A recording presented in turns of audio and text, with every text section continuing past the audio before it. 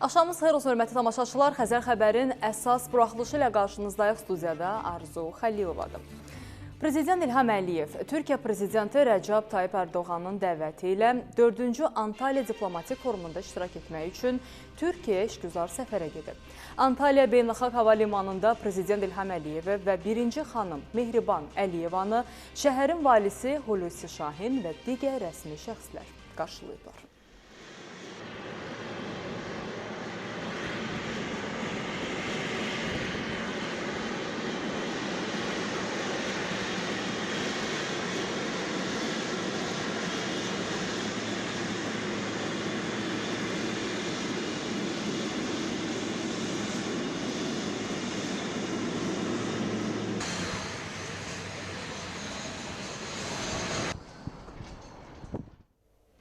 Amerika Birləşmiş Ştatlarının prezidenti Donald Trump, Prezident İlham Əliyevə təbrik məktubu ünvanlayıb. Təbrik məktubunda deyilir: Hörmətli cənab Prezident, Birləşmiş Ştatlar adından sizi və Azərbaycan xalqını gözəl Novruz bayramı münasibəti ilə təbrik edirəm. Novruz hamı üçün sülh, çiçəklənmə və yenilənmə bayramıdır.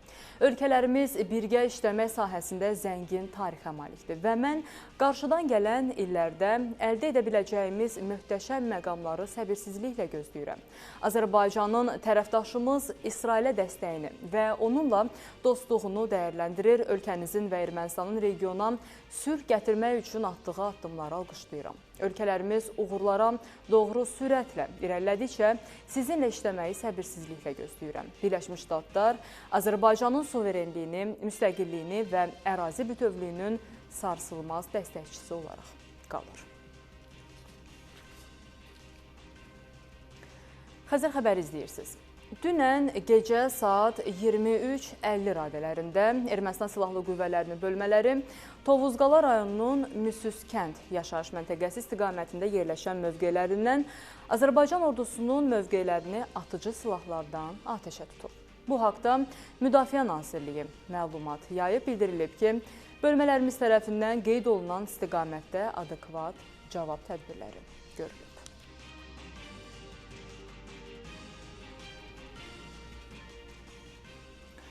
Azərbaycan QHT-ləri Ermənistanı Araz çayında ekoloji monitorinqlərin keçirilməsinə şərait yaratmağa çağırıb. Rəsmi Bakı illərdir Ermənistanın Araz çayını çirkləndirməsini gündəmə gətirir. Bu fikirlər Environmental Protection QHT koalisiyasının brifinqində səsləndirilib və bildirilib ki, dünyanın müxtəlif ölkələri Ermənistanın məsuliyyətsiz ekoloji idarəçiliyi ilə bağlı narahatlıqlarını ifadə edirlər. Ermənistanın Araza atdığı tullantılar nəticəsində çirklənən çaylardan biri də Oxçu çayıdır. 27 il ərzində Ermənistanın ekoloji pozuculuq fəaliyyətinin təsiri özünü sözü gedən çayın çirkləndirilməsində də göstərir. Bu sözləri brifinqdə Environmental Protection QHT koalisiyasının həmtəsisçisi Amin Məmmədov deyib. O söyləyib ki, Ermənistanda faydalı qazıntı hasilatı sahəsində fəaliyyət göstərən xarici şirkətlər çoxsaylı çağırışlara rəğmən su hövzələrinin çirkləndirilməsi barədə hesabatlarını təqdim etməyiblər. Artıq neçə illərdir Azərbaycan tərəfi bu məsələni daim gündəmə gətirmişik.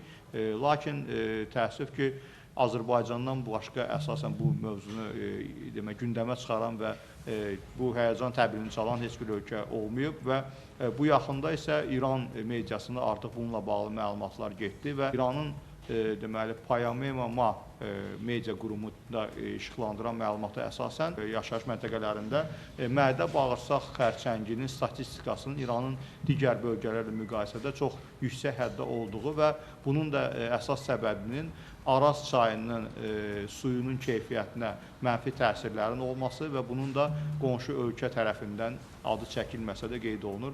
Millət vəkili Pərvanə Vəliyeva isə bildirib ki, dünyanın müxtəlif ölkələrindən, hətta Ermənistandan olan vətəndaş cəmiyyəti təşkilatları bu ölkənin məsuliyyətsiz ekoloji idarəçiliyi ilə bağlı narahatlıqlarını ifadə edərək, hökuməti bu böhrana cavab verməyə və QHT-lərlə əməkdaşlıq etməyə çağırırlar. Ermənistanın bu ekoterrorunun transsərhəd xarakteri biri həm Cənubi Qafqaz, həm də Xəzəryanı ölkələr üçün böyük təhdiddir. Ermənistanın transsərhəd çayları çirkləndirməsi BMT-nin ətraf mühitə təsirlərinin qiymətləndirilməsi üzrə ESPO konvensiyasının tələblərini ciddi şəkildə pozur. Bu konvensiya dövlətlər arası əməkdaşlıq çərçivəsi mexanizmi müəyyən edir ki, istənilən ərazidə sənaye müəssisəsi fəaliyyətə başlayırsa, onun transsərhəd təsirləri varsa, hökmən təsirlənən bütün tərəflərlə, o cümlədən ölkələrlə bu razılaşdırılmalıdır, məsləhətləşmə aparılmalıdır. Azərbaycan Kartoqrafları İctimai Birliyinin rəhbəri Müqabil Bayramov isə bildirib ki, Ermənistan ərazisində fəaliyyət göstərən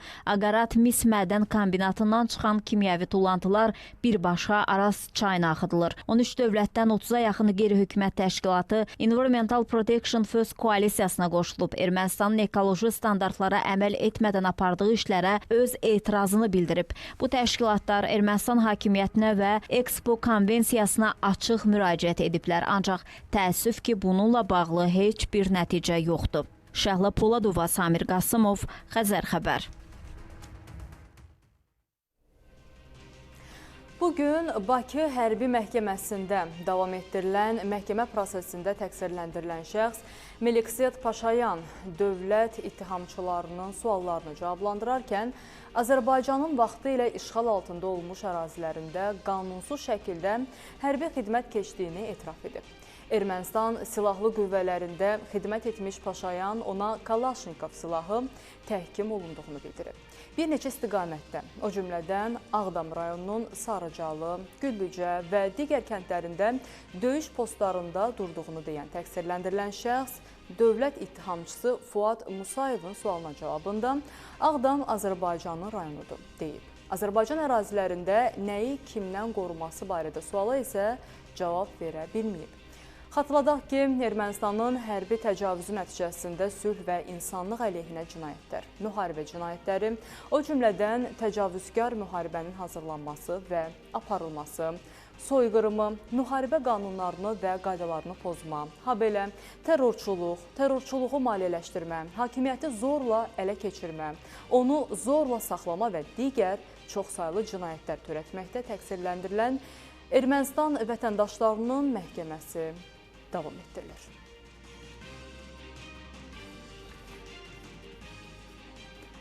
Günorta Bakıda ağır yol nəqliyyat hadisəsi baş verib. Qəzanın baş vermə anı kameralara da düşüb. Görüntüləri izləyənləri dəhşətə gətirən hadisədən 2 nəfər xəsarət alıb. Bəs ümumiyyətlə qəzaya səbəb nə olub? Sujetdən biləcəksiniz.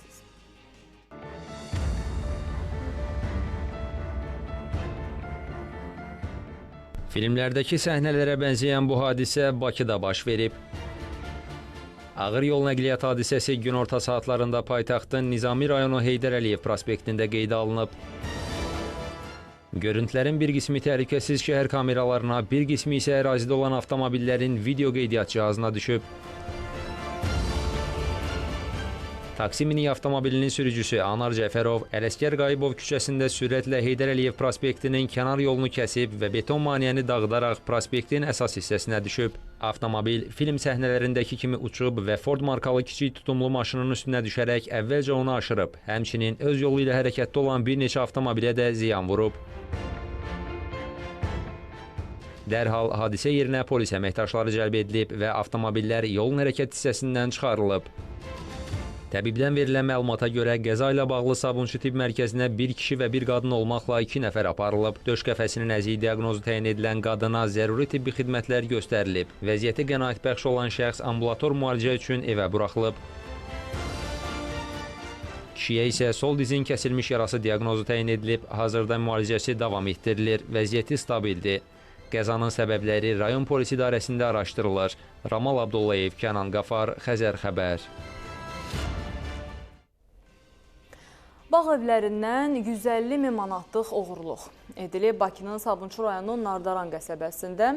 Deməli, bağ evlərindən oğurluqda şübhəli bilinən şəxs ələ keçirilib. 2 evdən 150 min manat dəyərində qızıl, kameranın yaddaş qurğusu, notebook və digər dəyərli əşyaların oğurlanması üzrə daxil olan məlumat əsasında Sabunçu rayon polis idarəsinin 42-ci polis bölməsinin əməkdaşları şübhəli şəxsi müəyyən ediblər. Cinayəti törədən şəxs əvvəllər dəfələrlə məhkum olunmuş 45 yaşlı Seymur Talıbov saxlanılıb. O ifadəsində qeyd edilən əməli törətdiyini və qızıl zinət əşyalarını hissələrə ayıraraq satmağı planlaşdırdığını etiraf edib. Oğurlanan əşyaların bir hissəsi gizlədilən yerdən maddi sübut kimi aşkar olunaraq götürülüb. Faktla bağlı cinayət işi başlanılıb. Seymur Talıbovun digər analoji cinayətlərdə iştirakının olub-olmamasını müəyyən etmək istiqamətində isə araşdırmalar davam etdirilir.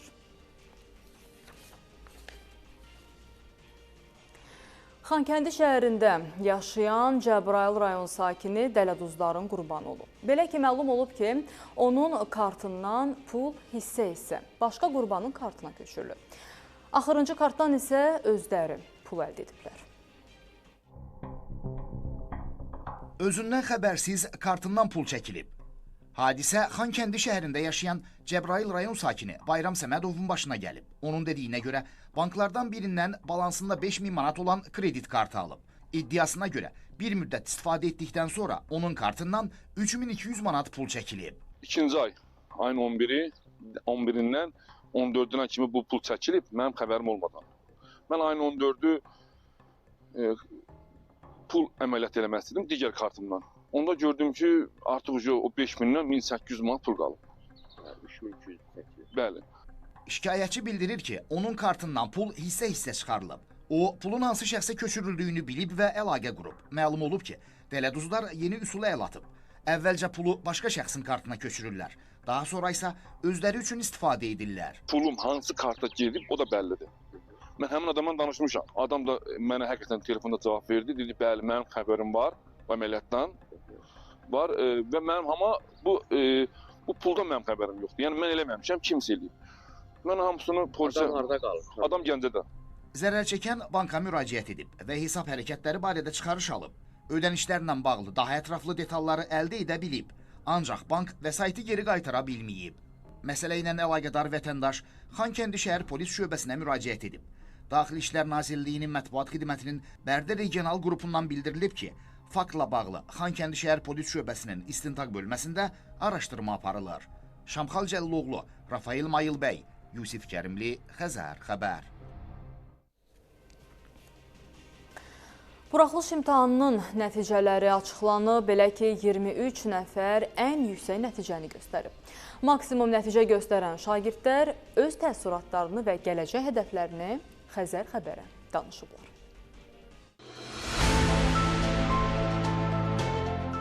Ölkə üzrə 23 məktəbli buraxılış imtahanında maksimum nəticə göstərib. Onlardan 8-i paytaxt, 15-i isə rayonların payına düşür. 8 paytaxt məktəblisindən biri də Nuray Bayramovadır. 300 bal toplayan Nuray imtahana hazırlıq müddətində çox çalışdığını və istədiyi nəticəyə nail olduğunu bildirib. Nuray Bayramova təhsilini tibb sahəsində davam etdirəcəyini deyib. Yüksək nəticə topladığımdan əmin idim. Sadəcə 300 bal toplayacağımdan tam əmin deyildim. Gecə-gündüz çəkdiyim əziyyətləri və yuxusuz gecələrimin böyük rol oynadığını düşünürəm. Və daim həkim olmaq arzumda olub və atam da məni bu yolda hər zaman dəstəkləyib və arzuma çatmaq üçün əlimdən gələni edirəm. Tövsiyə edərdim ki, öz arzularına və məqsədlərindən heç vaxt geri çəkilməsinlər və öz arzularına, məqsədlərinə çatmaq üçün daim əzmlə çalışsınlar. Tovuz Seyidova da maksimum 300 bal toplayan şagirdlərdən biridir. Deyir ki, uğurumun əsas səbəbi məqsədyönlü olmağımdır. Tovuz Seyidovanın seçimi isə kompüter mühəndisliyi ixtisası olacaq. Bu uğuruma görə əvvəlcə öz valideynlərimə, məktəb rəhbərliyinə və xüsusən də müəllimlərimə təşəkkür etmək istəyirəm. Çünki müəllimlərim həmişə mənə həm dərs cəhətdən, həm psixoloji cəhətdən həmişə dəstək olublar. Onların mənə inamı tam idi və mən də çox sevinirəm ki, onların inamını boşa çıxartmadım. Belə düşünürəm ki, uğurumun əsas səbəblərindən biri də mənim məqsədyönlü olmağım, hədəflərimin olmasıdır. Belə fikirləşirəm ki, əgər siz özünüzə hədəf qoymusunuzsa və bu hədəflər uğrunda çalışırsınızsa, mütləq hədəfinizə çatacaqsınız. Qeyd edək ki, tam orta təhsil səviyyəsi üzrə buraxılış imtahanı martın 2-sində keçirilib. Şəhla Poladova, Davud İbrahimov, Xəzər xəbər. Xəzər xəbərin qaynar xəttinə bir vətəndaş tərəfindən ailə üzvlərinin və yaxınlarının şəkillərinin TikTok sosial platformasında paylaşılması və üzərinə nalayiq ifadələrin yazılması ilə bağlı şikayət daxil olub. Həmin şəxs deyir ki, sözügedən səhifədə bütün ailə üzvlərinin şəkilləri paylaşılır və bir müddət sonra səhifə silinərək yenidən başqa bir səhifədə paylaşılır. Bəs belə olan hallarda ümumiyyətlə vətəndaşlar hara müraciət etməlidirlər? Ümumiyyətlə, gizli olduqlarını düşünən həmin səhifə sahiblərini hansı cəzalar gözləyir? İstəyir.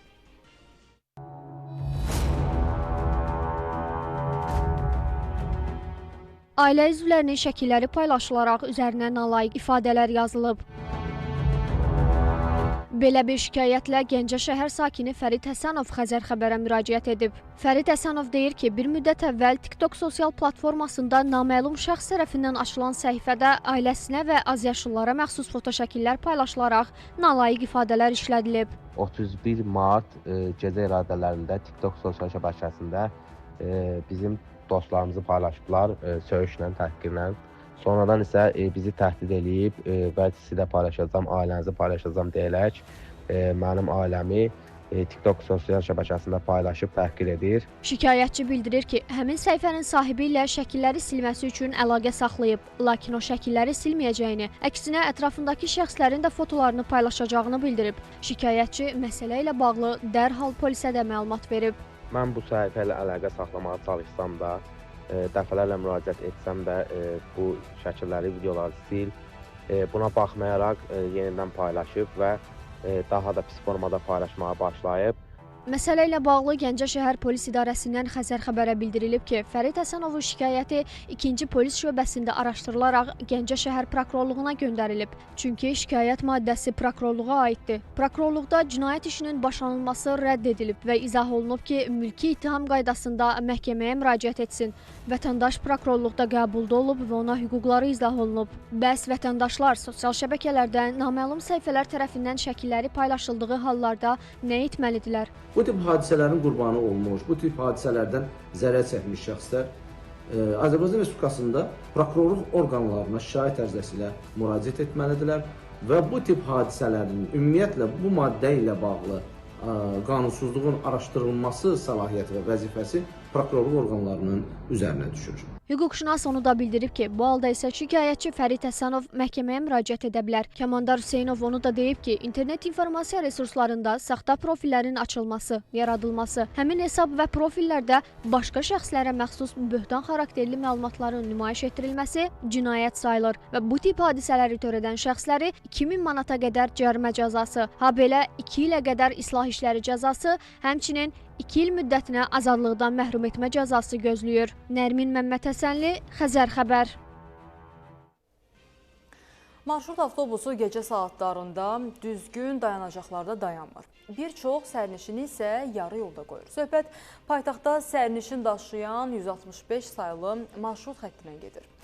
Sərnişinlərin sözlərinə görə bu marşrut avtobusunun sürücüləri gecə saatlarında vaxtında və düzgün dayanacaqlarda dayanmayaraq sərnişinləri çətin vəziyyətdə qoyur. Məsələyə rəsmi qurumun da münasibəti var. Əvvəlcə gecə saatlarında avtobusu dayandırırlar. Sonra isə sərnişinləri ya başqa avtobusa mindirirlər, ya da yarı yolda qoyurlar. Çəkmişəm, narahat olma. Söhbət paytaxtın Abbas Mirzə Şərifzadə küçəsindən Binəqədi qəsəbəsinə, eləcə də əks istiqamətdə çalışan 165 nömrəli marşrut avtobuslarından gedir. Dünən belə bir hal yenidən baş verdi. Saat 22 radələrində sürücü məni və digər sərnişinləri qəsdli şəkildə avtobusdan düşürdərək belə bildirdi ki, mən qaraja gedirəm, Binəqədiyə, yəni son dayanacağa getməyəcəyəm. Düşün, digər 165-ə minin. Sərnişinlərin sözlərinə görə marşrut avtobusu gecə saatlarında düzgün dayanacaqlarda dayanmayaraq bir çox sərnişini yarı yolda qoyur. Gecə vaxtı bizi yolda qoyur, qallıq yolda. Gecə vaxtlarda saat 11-12 işləmişə qədər işləyirlər də bunlar. Başıma gəlib elə şeylər. Amma yəni şoförlük olmayıbdır. Avtobusun işləməməyindən oldu. Bəli, yarı yolda düşürdük. Qaraja gedirəm. Evə getməyim dərdimdən qaraja gedirəm deyib. Sözügedən avtobusun sürücüləri və dispetçeri isə deyir ki, bu hal avtobusdan nasazlıq yarandığı zaman olur. Ola bilər indi kimsə işi düşər, evə gedən vaxtı 3 nəfər maşında var, onu düşürər başqa yoldaşa verir, amma kart yenə vurulmaz. Maşındır, xarab olur, yolda başqa sərnişinə avtobusumuza verir, yola salır onu. O kart vurmur ki təzəndən. Yəni o kart vurubdur, pulsuz, kartsız oturur o biri maşınımıza. Onu da araşdırarıq. Kimdir, hansıdır ki, ona ölçü götürərik. Məsələ ilə bağlı Yerüstü Nəqliyyat Agentliyi ilə əlaqə saxladıq qurumdan Xəzər xəbərə bildirildi ki, 165 nömrəli marşrutun daşıyıcısına sərnişin daşıma qaydalarına riayət etmək və xəttin nizamlı fəaliyyətini təmin etməklə bağlı ciddi tapşırıq verilib. Məsələ AYNA tərəfindən nəzarətə götürülüb. Aynurə Xudaverdiyeva, Cabbar Qaryağdıoğlu, Xəzər xəbər. Ağstafada bıçaqlanma hadisəsi baş verib, hadisə şəhər məktəblərinin birində qeydə alınıb. Şagirdlər arasında düşən dava əfsuslar olsun ki, xəsarətlə yekunlaşıb.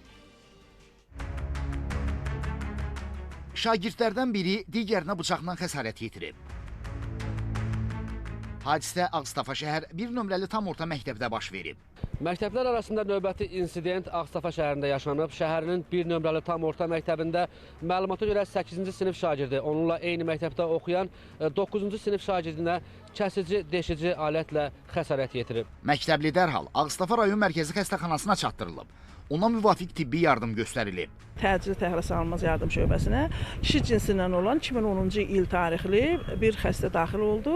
Sol budun yuxarı 3/1 hissəsində kəsilmiş deşilmiş yara diaqnozu ilə daxil oldu.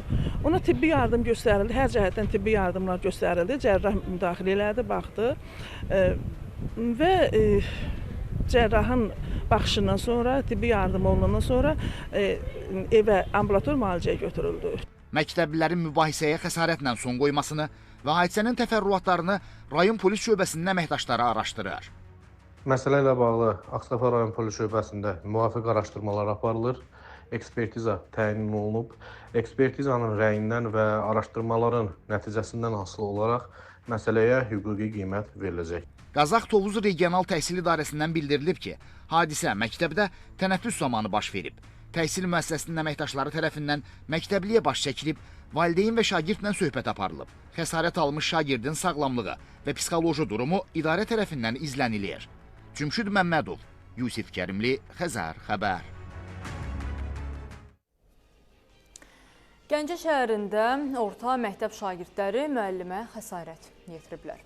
Hadisə şəhərin Mehdi Mehdizadə adına 4 nömrəli xarici dil təmayüllü məktəb liseyində qeydə alınıb. Belə ki, məktəbin idman müəllimi 40 yaşlı Fərrux Quliyev tənəffüs zamanı dəhlizə toplaşan şagirdlərin intizama uyğun olmayan davranışına irad bildirib. Bu zaman məktəb liseyin 9 və 10-cu sinifində oxuyan 2 oğlan şagird müəllimlə mübahisə etməyə başlayıb. Bu zaman şagirdlərin müəllimə qarşı fiziki zorakılığı nəticəsində Fərrux Quliyev üz nahiyəsindən xəsarət alıb. Müəllimin müraciət əsasında məktəbə polis əməkdaşları cəlb olunub. Hadisəni törətməkdə təqsirləndirilən şagirdlərin valideynləri də dəvət olunaraq baş vermiş insidentlə bağlı araşdırmalara başlayıb. Gəncə Daşkəsən Regional Təhsil İdarəsindən isə bildirilib ki, mübahisə tənəffüsdə yaranıb. Məktəb rəhbərliyi tərəfindən məsələyə dərhal müdaxilə edilib. Şagirdlərin valideynləri məktəbə dəvət olunub, məktəb psixoloqu tərəfindən onlarla söhbət aparılıb, təhsil müəssisəsinin intizam qaydalarına əməl edilməsinin vacibliyi diqqətə çatdırılıb.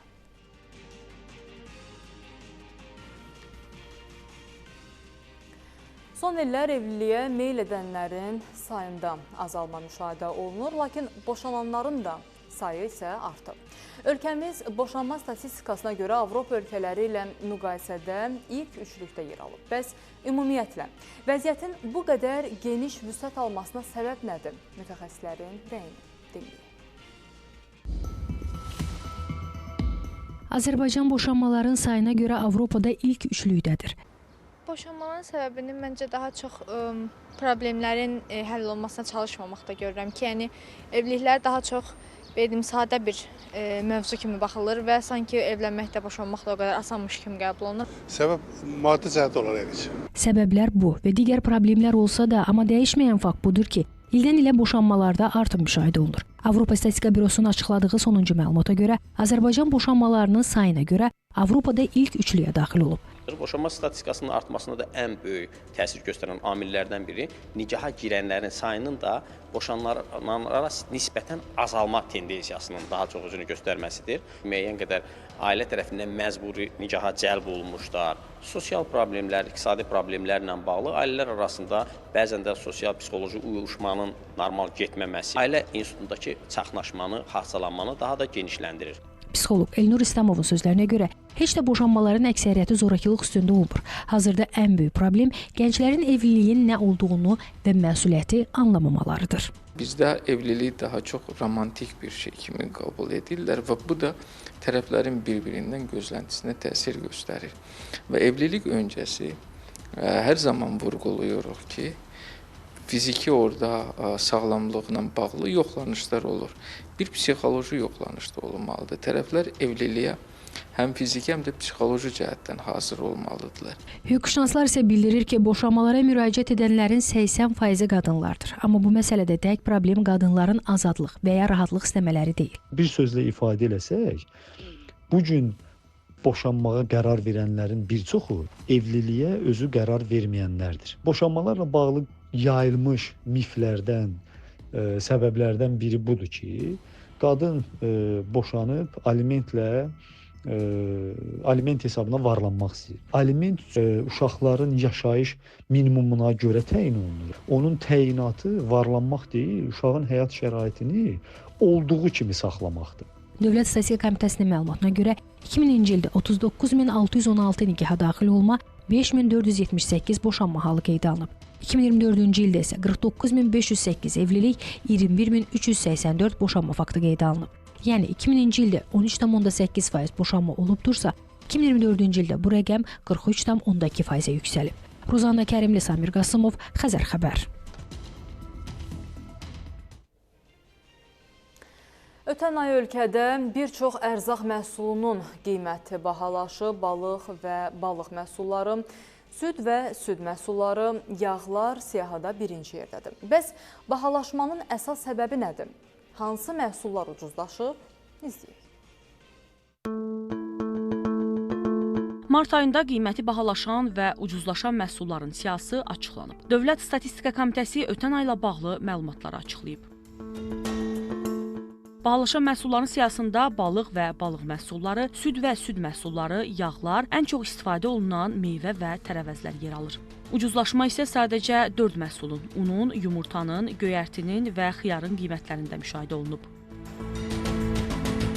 Müxtəlif qida məhsullarında bahalaşmanın olub-olmadığını öyrənmək üçün bazara yollandıq. Satıcılar bildirdi ki, qiymət artımı daha çox qış aylarında olub. Hazırda bahalaşma yoxdur. Əksinə ucuzlaşma var. Yanvar-fevral ayı havanın soyuq olması ilə əlaqədar, həm də ki, yeni il ərəfəsi vaxtı biraz bahalaşma oldu. Bəli, biz fevral ayından bu yana götürsək, mart ayında həm məhsullar çeşidləri bolmuşdur. Əvvəlkindən həm çeşidləri çoxdur.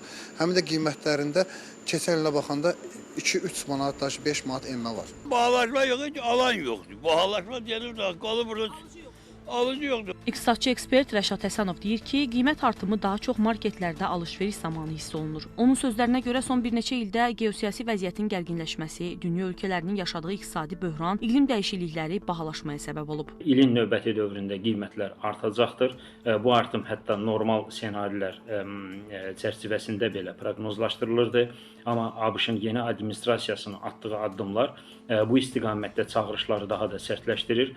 Qiymət artımları əsasən daha çox gündəlik tələbat məhsulları və aydındır ki, ərzaq məhsullarında müşahidə olunacaqdır və təbii ki, idxaldan asılı daxili bazar bu istiqamətdə ciddi şəkildə təsirlənəcəkdir. Qeyd edək ki, bahalaşma qeyri-qida məhsullarında da müşahidə edilir. Belə ki, ötən ay kərpicin, sementin, ortopedik döşəklərin, mebellərin və zərgərlik məmulatlarının qiyməti də artıb. Məişət cihazlarının, mobil telefonların, televizorların qiymətlərində isə ucuzlaşma müşahidə olunub. Şəbnəm Qurbansoy, Cəfər Qasımov, Xəzər xəbər. Ölkədəki universitetlərdə imtahanlar bir neçə formada keçirilir. Belə ki, onların daxili qərarları ilə formalaşan imtahan metodu bir ali təhsil müəssisəsində test, digərində yazılı və ya şifahi təşkil edilir. Bunun ümumiyyətlə səbəbi nədir bəs? Ümumiyyətlə, beynəlxalq təcrübədə bu necədir? Sujetdən biləcəksiniz. Test, yazılı yoxsa şifahi imtahan? Ali təhsil müəssisələrində imtahanlar hansı metodla keçirilməlidir? Xəzər xəbərə danışan tələbələr deyirlər ki, imtahan metodu universitetə, hətta ixtisasa, fənnə görə də dəyişir. Test forması. Bəli. Testdə daha çox əzbərləyəndə daha adamın gözünün yaddaşı ilə qalır. 2 dərsimiz yazılı olur, xarici dillər riyaziyyat. Yazılı şifahi olur, qalanlar yazılı olur. Hətta bir universitetdə test formasında keçirilən eyni fənn imtahanı digər universitetdə yazılı baş tutur. Ancaq yazılı, ara sırada şifahi. Hansı daha rahat gəlir sizə? Şifahi əlbəttə. Çünki müəllimlərlə bir yerdə verir imtahanı, onda da olanda müəllim istər-istəməz güzəşt eləyir. Başqa universitetlərdə elə şeylər mümkündür. Cavablarını da verirlər, sualları da verirlər, test imtahanı. Çox kompüterdən eləyir. Fərqi də bizim universitetdə adətən yazılı olur imtahanlar. Bəzən şifahi də olur, amma adətən yazılı olur. Fəndən fənə dəyişə bilər. Yazılılarda biraz vaxt aparır, çox çətin olur.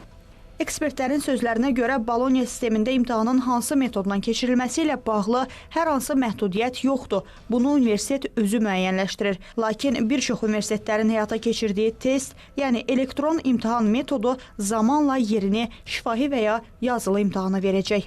Hazırda beynəlxalq təcrübədə də, ümumiyyətlə təhsilə olan yanaşmada da əsasən yazılı və şifahi məsələlərə daha çox üstünlük verilir. Çünki test, xüsusən qapalı testlər şagirdin müxtəlif fənlər, müəyyən ixtisaslarla bağlı bilik və bacarığını, özünü təsdiqi, özünü ifadə prinsiplərini tam şəkildə göstərə bilmir. Və getdikcə bizdə də universitetlər daxilində test amilinin daha da ikinci plana düşəcəyinin şahidi olacağıq. Qeyd edək ki, ölkədəki universitetlərdə test imtahanı üstünlüyü təşkil edir. Beynəlxalq təcrübədə isə şifahi imtahan daha geniş yayılıb. Elm və Təhsil Nazirliyindən isə Xəzər xəbərə bildirildi ki, imtahanın hansı formada keçirilməsi ali təhsil müəssisəsinin daxili qaydası əsasında tənzimlənir. Minaya Zamanova, Cəfər Qasımov, Xəzər xəbər. Sumqayıt şəhərində uşaqlar küçə itlərinin hücumuna məruz qalıb. Hadisə uşaq bağçasının qarşısında baş verib. Ümumilikdə 6 nəfər it dişləmə diaqnozu ilə xəstəxanaya yerləşdirilib. Hadisənin təfərrüatları isə növbəti xəbərimizdə.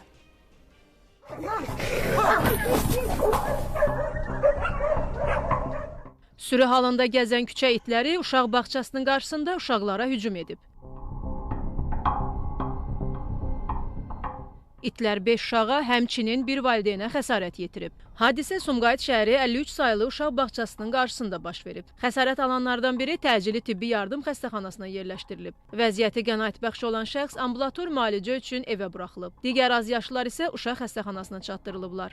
Uşaq xəstəxanasına yerləşdirilən 5 nəfərin hər birinə zəruri tibbi yardımlar göstərilir. Müvafiq peyvənd qurulan, vəziyyəti qənaətbəxş olan 4 nəfər ambulator müalicə üçün evə buraxılıb. Başın dişlənmiş, didilmiş yarası diaqnozu təyin edilən bir nəfərin müalicəsi isə uşaq xəstəxanasının cərrahiyyə şöbəsində davam etdirilir. Sumqayıtda baş verən bu hadisə şəhər sakinlərinin narahatlığına səbəb olub. Onlar bildirirlər ki, itlər şəhər ərazisində demək olar ki, tez-tez insanlara hücum edir. Burada itlərin əlində mümkün yoxdur. Bir neçə dəfə mənə hücum eləyiblər. Buradan yoldan keçən kişilər, oğlanlar gəlib baxır xilas eləyiblər. Dünən də neçəsini tutub, yaralı var, xəstəxanada yatan var. Xahiş edirəm bunlara bir əncam çəkəsiz, bunları yığışdırasınız. Əlimdə VS vardı, gördüm 2 dənə, 3 dənə, 3 belə. Cümlə uşaqların üstünə uşaqları qışqırdılar. Küçədə də var, arxada bizdə küçə var. Orada yanınca gəlir, qapıdan çomur adamın üstünə. Məsələ ilə bağlı Sumqayıt şəhər icra hakimiyyətinə sorğu ünvanladıq. Bildirildi ki, şəhər ərazisində sahibsiz itlərin yarada biləcəyi təhlükə nəzərə alınaraq, Sumqayıt şəhər icra hakimiyyəti tərəfindən aidiyyatı qurumlara tədbirlərin daha da gücləndirilməsi üçün tapşırıq verilib. Nizami Rəsulov, Kəmalə Əlimuradova, Xəzər xəbər. Sabirabadda güclü yanğın nəticəsində bir ailənin 7 üzvü xəsarət alıb. Onlardan 2 nəfər tüstüdən zəhərlənib. Xəsarət alan azyaşlılardan birinin vəziyyəti ağır olduğu üçün Bakıya təxliyə olunub. İlkin ehtimallara görə yanğına səbəb elektrik naqillərində baş verən qısa qapanma olub. Yaşayış evində güclü yanğın baş verib. Nəticədə 7 nəfər xəstəxanalıq olub. Hadisə Sabirabad rayonunun Bala Həşimxanlı kəndində qeydə alınıb. Ümumi sahəsi 160 kvadrat metr olan 3 otaqlı evdə başlayan alov anidən güclənib. Hadisə zamanı 2 nəfər tüstüdən zəhərlənib, 5 nəfər isə yanıq xəsarətləri alıb. Ölümdən olub, çoxdan olub. Çoxdan başqa mənə nə plitka yandırdım, nə pes yandırdım. Məsələn, bir də çoxdan olub. Hər hansı bir əşya çıxara bilirsiniz? Yox, heç nə. Gülümsəl elə var və elə belə çıxır. Saat 4 radələrində səhər üzü. Yəni biz də buraya gələndə gördük ki, yanıb. Heç nə qalmıyor. Bunlar da onda ayılıblar ki, elə evi alıb, bürüyüb. Uşağın biri möhkəm xəsarət alıb, üstünə su töküb söndürüblər də elə bir ki. Yəni yaşama faizi də deyir, aşağıdır. Hadisə yerinə Sabirabad rayon Dövlət Yanğından Mühafizə hissəsinin texnikaları və canlı qüvvəsi cəlb edilib. Yanğın söndürülərək ətraf ərazilərdəki tikillərə keçməsinin qarşısı alınıb. Zəhərlənən və xəsarət alanlar Şirvan şəhər mərkəzi xəstəxanasına çatdırılıblar. Onlar 38 yaşlı Xalid Məmmədov, 34 yaşlı Həmidə Məmmədli və onların 4 övladıdır. Xəsarət alanlardan biraz yaşlının vəziyyəti ağır olduğu üçün Bakıya təxliyə olunub. Faktla bağlı araşdırma aparılır. Elməddin İsmailov, Yusif Kərimli, Xəzər xəbər.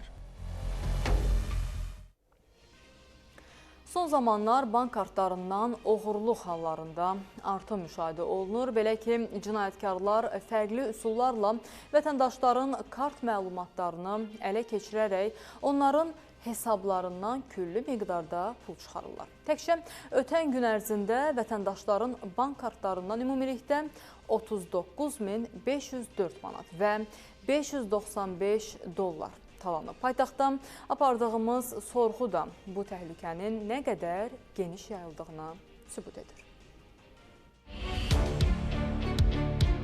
12.850, 8.211, 4.466, 2.000 və digər məbləğlərdə olan pullar. Ötən gün vətəndaşların bank kartlarından 39.504 manat və 595 dollar talanıb. Cinayətkarlar dayanmır. Bank kart sahibləri isə şəxsi məlumatlarını naməlum şəxslərə göndərməkdən çəkinmirlər. Elə paytaxt ərazisində apardığımız sorğu əsasında gördük ki, müxtəlif vədlərə inanan xeyli sayda insan dələduzluğun qurbanı olub. Mənə belə deyimdə hər hansısa bir link göndərildi. Həmin linkə daxil olduqdan sonra kartım belə deyimdə ələ keçirildi. Təxmini nə qədər sizə ziyan dəymişdi? 1000 manat. Ondan əlavə olaraq da 750 manat kredit çəkilmişdi. Elə bu gün mənim başıma gəldi. Elə TikTokda mənim başıma gəldi. Yardım edirəm, Amerikadayam. Mən də WhatsAppda yazdım, kartımı da atdım. Bəli, öz başıma gəlib mənim bu yaxınlarda. Məsələn, zəng eləyirlər, deyirlər ki, biz sizi bankdan zəng eləmişik, kartınızın kodunu falan deyin, parolunu. Dostlarımın başına burada gəlib. Olub, məsələn, Instagram vasitəsilə paltar istəyiblər zakaz eləməyə, o da ki, yəni saxta səhifə olub. Hədiyyə olunasıydı. Heç nə qeydiyyatdan keçib kartın nömrəsini falan yazıb 5 dəqiqə sonra 101 manat oğurlamışdılar. Bir dəfə olub bəli, onlayn mağazinlər. Pulu atırsınız, sonra məsələn blok atırlar, ya cavab vermirlər, elə olub. İşə çıxarmaq istəyiblər amma qabaqcadan pul istəyiblər amma sonra götürmürlər işə. Atıb sonra yoxa çıxdılar. Bəli.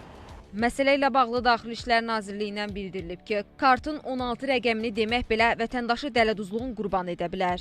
Bank kartına müəyyən məbləğdə pul köçürmək üçün kartın 16 rəqəmli kodunu qarşı tərəfə demək kifayətdir. Əgər qarşı tərəf sizdən kartınıza aid digər məlumatları, yəni kartın bitmə tarixini, CVV, 3D təhlükəsizlik kodunu istəyirsə, artıq vətəndaşlarımız burada daha diqqətli olmalıdırlar.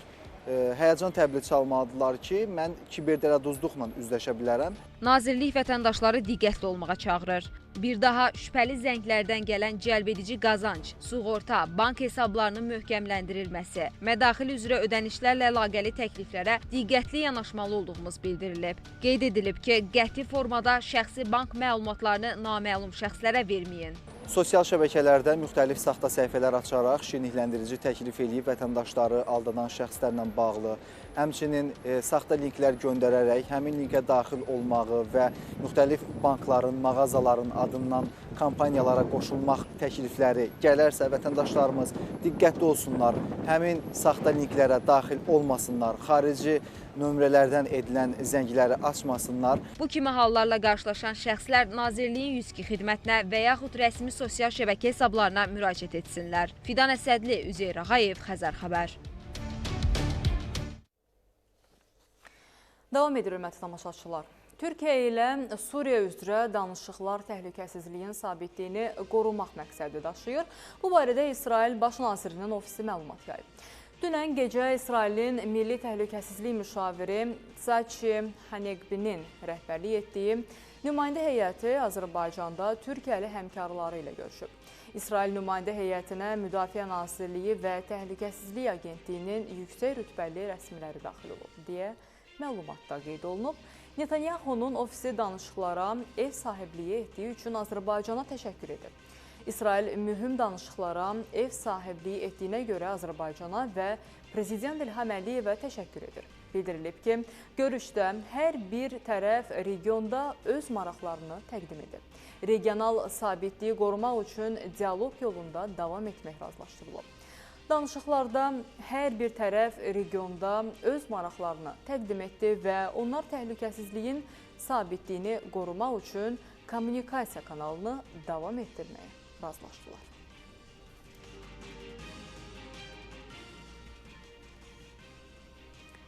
Dominikanın paytaxtı Santo Domingo'da Jet Set gecə klubunun damının çökməsi nəticəsində ölənlərin sayı 218 nəfərə çatıb. Bu barədə ölkənin Fövqəladə Əməliyyatlar Xidmətindən məlumat verilib. Qeyd olunub ki, xilasetmə əməliyyatı bir an belə dayanmayıb. Dağıntıların altında sağ qalan insanlar ola bilər və bu səbəbdən işlər ehtiyatla aparılır. Həlak olanların xatirəsinə aprelin 8-dən başlayaraq ölkədə 3 günlük milli matəm elan edilir. Paytaxtın müxtəlif yerlərində insanların qan verdikləri donor mərkəzləri açılıb. Qeyd edək ki, tez-tez konsertlərə ev sahibliyi edən Jet Set Santo Domingo'da məşhur gecə klubudur.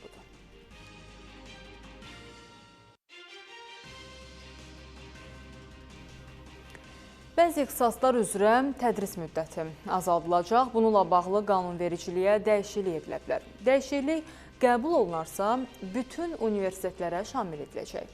Elm və Təhsil Nazirinin müşaviri Xəzər Xəbərə daha nələr açıqlayıb, izləyək. Azərbaycanda ixtisasların yeni təsnifatı yaradılıb. Bəzi ixtisaslar üzrə tədris müddəti azaldıla bilər. Bunu Xəzər Xəbərə açıqlamasında Elm və Təhsil Nazirinin müşaviri Nicat Məmmədli deyib. Bununla bağlı müxtəlif hesablamalar aparılır. Bilirsiniz, bu sadəcə söhbət müddətin qısalmasından getmir. Eyni zamanda, məsələn, təhsil periyodunun dövrünün daha tez olmasından söhbət gedir. Burada kifayət qədər ciddi şəkildə dərs yüklərinin, ondan sonra təhsil haqlarının və s. məsələlər, maliyyə məsələləri və s. müzakirə olunur. Yəni, çox ciddi bir, kifayət qədər ciddi islahat paketidir. Amma bu islahat paketi yalnız hal-hazırda planlama mərhələsindədir. Elm və Təhsil Nazirinin müşaviri əlavə edib ki, müddətin azaldılmasının tibbi mühəndisliyə dair ixtisaslara tətbiqi gözlənilmir. Onun sözlərinə görə bu proses icra edilərsə, qanunda dəyişiklik olmalıdır. Və burada ən vacib məsələ, xüsusilə nəzərə alınmalı məsələ ondan ibarətdir ki, hal-hazırki qanunvericiliklə bağlı burada müxtəlif yeniliklərə və dəyişikliklərə ehtiyac yaranır. Yəni, bu mütləq şəkildə hazırki qanunvericiliyə də düzəlişlər olması nəzərdə tutulmalıdır. Bunun əgər bu baş verəcəksə, bu isə belə deyək, daha çox, daha geniş və qlobal, geniş miqyaslı bir məsələdir. Nicat Məmmədli qeyd edib ki, dəyişiklik qəbul edilərsə, dövlət standartlarına uyğun olaraq bütün universitetlərdə tətbiq olunacaq. Fidan Əsədli, Üzeyir Ağayev, Ayaz Süleyman Soy, Xəzər Xəbər. Sibriz Resortda ikinci dayanıqlı tikinti zirvəsi keçirilib. Tədbir Azərbaycan Sənaye Təhlükəsizliyi Assosiasiyası İctimai Birliyinin və PMD Projects-in birgə təşkilatçılığı ilə baş tutub. Azərbaycan Sənaye Təhlükəsizliyi Assosiasiyası İctimai Birliyinin və PMD Projects MMC-nin birgə təşkilatçılığı ilə Sibris Resortda People, Planet, Prosperity konsept mesajı ilə ikinci dayanıqlı tikinti zirvəsi keçirilib. Bu cür tədbirlər təkcə inşaatçının peşəsinin məşhurlaşması, insanların inşaatçılara daha böyük hörmət bəsləməsi təkcə o deyil, eyni zamanda gələcək nəsillərə ötürəcəyimiz bir mirasdır. Biz təkcə Azərbaycanda deyil, bütün dünyada dayanıqlı inşaat, yaşıl inşaatı önə qoyaq və planetimizi düşünərək yeni inşaatlar, yeni binalar icra edək. Tədbirdə şəhərsalma və inşaat sahəsində mövcud trendlər, dayanıqlı tikinti həlləri və layihə idarəçiliyinin əhəmiyyəti müzakirə olunub. Sözü gedən sahədə yerli və beynəlxalq əməkdaşlığın inkişafı və innovativ yanaşmaların tətbiqi ilə bağlı fikir mübadiləsi aparılıb. Belə bugünlük xəbərlərimizdən bu qədər hörmətli tamaşaçılar, sabah eyni saatda yenidən görüşmək ümidi ilə.